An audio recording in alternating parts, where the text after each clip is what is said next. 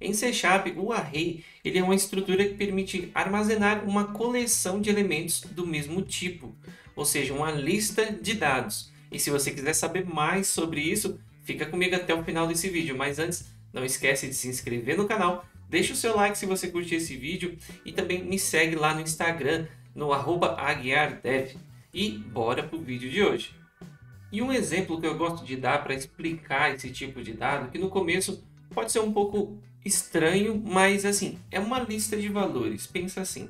Mas para fazer uma comparação ao mundo real, imagina que uma variável comum que a gente tem aí seria, por exemplo, como se você estivesse guardando um valor em um lugar. E esse lugar só armazena, só tem a capacidade de armazenar um valor. Então imagina, se eu tenho uma variável do tipo int, nela eu posso salvar um valor, um número, seja ele qual for, que caiba aí no limite do número, né? Que um int ele permite até, sei lá, um número de 200 milhões negativos até 2 milhões positivos. Não sei aqui o tamanho agora de cabeça, mas é mais ou menos isso. Mas ele ainda, independente do seu tamanho, ele é um valor único. Agora, falando do array, imagina que eu tenho uma lista de valores. Então seria como, ao invés de eu ter uma caixa simples, eu tivesse algo como uma cômoda ou um guarda-roupa, que quando você abre, você tem compartimentos, onde eu posso colocar N valores, né? E o número de compartimentos que eu tenho disponível, ele é definido no momento que eu crio essa variável, no momento da sua criação. Então, acho que é isso. Ah, uma coisa importante também que eu não posso esquecer de dizer é que existem dois tipos de array. Um array de uma dimensão ou com mais dimensões. E nesse vídeo eu vou explicar apenas o array com uma dimensão, que a gente chama também de vetor. E os arrays com mais de uma dimensão a gente chama de matriz. Então, nesse primeiro vídeo a gente vai falar só sobre vetores. E na segunda parte eu vou falar sobre matrizes. E agora vamos dar uma olhadinha na prática como que a gente usa os vetores. E para começar, vamos ver como é que é a declaração do array. Assim como vamos começar como se fosse criando uma variável simples do tipo int. Então a gente criaria uma variável tipo int chamada números assim. E eu poderia atribuir o valor dela já aqui e assim seria. Só que agora, no caso de um vetor, a gente precisa colocar aqui entre colchetes após a declaração do tipo. E agora a gente já tem um vetor. Só que esse vetor ele precisa ser criado, diferente de uma variável simples, que é só a gente declarar e depois poder manipulá-lo, adicionando valores e, enfim, manipulando os valores dessa variável. O array, depois de definido, ele precisa ser criado, ou como a gente chama aqui em .NET, ele precisa ser instanciado. Tá? Gerar uma instância é colocar esse tipo na memória, criá-lo de fato. Né? E a gente tem um código, uma coisa adicional, que geralmente a gente não faz nos tipos mais simples.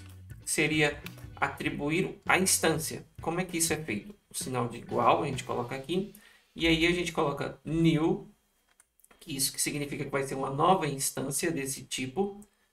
Aí aqui a gente coloca o tipo, repete os colchetes, e aqui dentro a gente vai colocar o tamanho, que é a capacidade de itens que essa lista vai ter. Então vou colocar que ela vai ter a capacidade de 3. Beleza, então aqui a gente está declarando e criando o nosso array.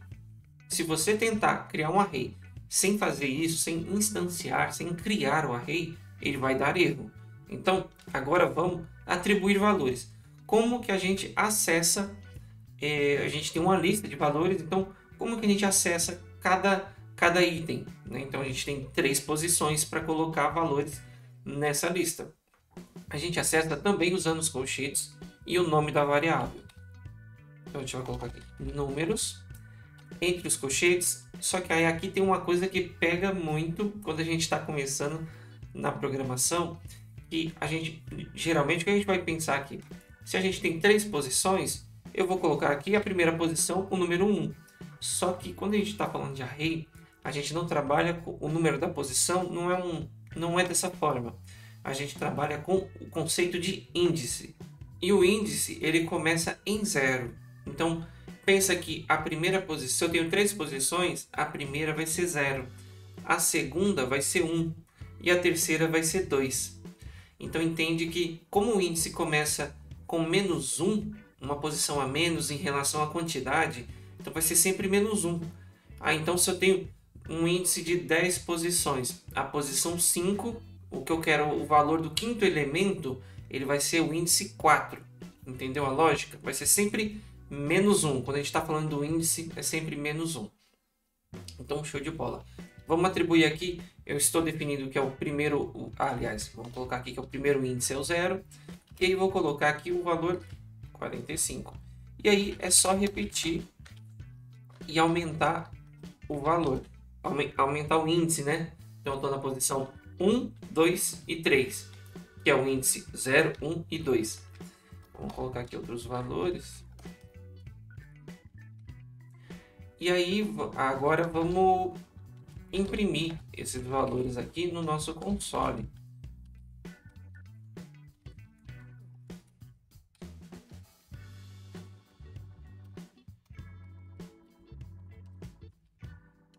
Então, da mesma forma que a gente acessa a posição, o índice, né, aquele valor da lista, a gente também vai acessar para atribuir o valor. A gente também, se a gente só digitar o nome da variável e informar um índice, você vai estar capturando esse valor. Aqui a gente está acessando o valor para atribuir. Aqui a gente está acessando o valor, a gente está resgatando o valor, entende? Se a gente executar agora o nosso programa, você vai ver imprimindo os 3 valores que a gente atribuiu. E uma outra opção que a gente tem é já criar o array informando a lista de valores. Então a gente simplesmente pode fazer assim. Abre e fecha chaves e aí vai colocando os valores. E aí ele já entende que eu tenho esses 3 valores. Aliás, ele já entende que a quantidade de valores, você vê que eu não informei aqui que ele teria 3 posições, mas o array ele já vai ser criado com 3 posições porque eu estou informando 3 valores.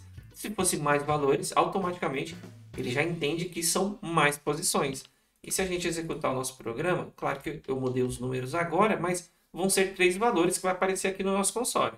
E um detalhe importante que se você tentar acessar uma posição de um array, uma posição que não existe, por exemplo, vamos colocar aqui a posição 3. Ele não dá erro aqui de compilação, mas vai dar erro no teu código por tentar acessar uma posição que não existe. Ela vai gerar essa exceção aqui, ó, index out of range. Ou seja, a gente está acessando o índice fora da faixa de índice disponível. E uma coisa muito importante que você precisa saber é como acessar todos os valores de uma forma mais inteligente do que essa que eu estou fazendo. Por quê? Imagina que nessa lista eu possa ter milhares de valores. E eu vou ficar acessando, fazendo esse console write line para cada linha? É óbvio que não. Então, você pode usar um laço de repetição para iterar nessa lista. Iterar significa acessar cada valor disponível, cada valor contido na lista. E aí a gente pode fazer dessa forma. Vamos fazer um laço for. E aí, aqui tem uma grande jogada, tá? Como que funciona? Nós vamos fazer o laço como ele já é, tá? E para a gente acessar até quando ele vai repetir, a gente vai fazer o seguinte. A gente vai acessar vamos acessar a variável números, nosso array. E aí, ele tem uma propriedade dessa variável, ele tem uma propriedade que ele retorna para a gente o seu tamanho, que é o length. Aqui está falando até, ó, obtenha o tamanho total de elementos numa dimensão, em toda a dimensão de um array. Então, aqui ele vai repetir, ele vai continuar iterando nesse array enquanto o i, que é o que representa, né, o número do índice atual, enquanto ele for menor que o tamanho total. Então, isso é ótimo porque ele vai começar em zero, que é o que a gente justamente precisa, que o nosso array comece em zero, e ele termine antes do último número. Então, pensa assim, lembra que é um índice. Então, se eu tenho 4 posições, o índice da última posição vai ser 3. Então, quando ele for 4, esse laço não itera mais, porque ele vai repetir enquanto o índice for menor que o tamanho total de posições. Então, esse laço é perfeito para acessar o nosso array. E aí, a gente vai fazer a mesma coisa que a gente fez aqui, só que ao invés da gente fixar o número do array, a gente vai usar a variável i, que é a variável que representa o índice a cada laço, a cada repetição do laço. Se você está chegando aqui agora e fala, poxa, Thiago, essa história de laço for aí que você está falando, eu não estou entendendo nada. Dá uma olhada aqui no canal, eu tenho esse vídeo faz parte de uma playlist de aulas que eu estou fazendo sobre C Sharp, onde eu ensino do zero. Dá uma olhada que a gente já tem, eu tenho dois vídeos bem legais, um explicando todos os laços de repetição e um outro também falando como escolher. Eu tenho mais de um tipo de laço, né? E nesse outro vídeo eu estou explicando qual os laços mais indicados para cada situação, como escolher. Então dá uma olhadinha, eu vou deixar aqui no card ou no comentário na descrição, dá uma olhada e vai lá conferir se para você isso é novidade. E voltando aqui para o nosso código, eu vou colocar mais valores aqui dentro e vamos executar o nosso código agora para ver a saída. E aí você vê que ele foi de forma automática. Então imagine, essa é a melhor forma que a gente tem para percorrer os laços, ou percorrer as posições de um laço. E agora, para fechar com chave de ouro, tem uma novidade que saiu no C Sharp 12 que se chama Collection Expressions. Essa novidade simplifica o uso de listas e coleções no .NET. Vamos falar agora especificamente dessa novidade para o array. Então ele simplifica muito, porque cada coleção, no tipos de coleções, eles inicializam, são criadas de formas diferentes no C Sharp. E a ideia do Collection Expression é justamente poder padronizar esse tipo de coisa. Você está trabalhando com listas, independente se é um array, se é uma lista, se é um dicionário, que são outros tipos de coleções, né? Entenda coleções como uma lista de dados, para poder padronizar a manipulação desse tipo de estrutura. Então, ao invés de você colocar aqui, vamos voltar lá para aquele exemplo inicial da criação, onde eu defino o tipo. Lembra que antes eu tinha que fazer new int e aqui uma posição 5. Agora eu posso simplesmente fazer isso e já está declarado.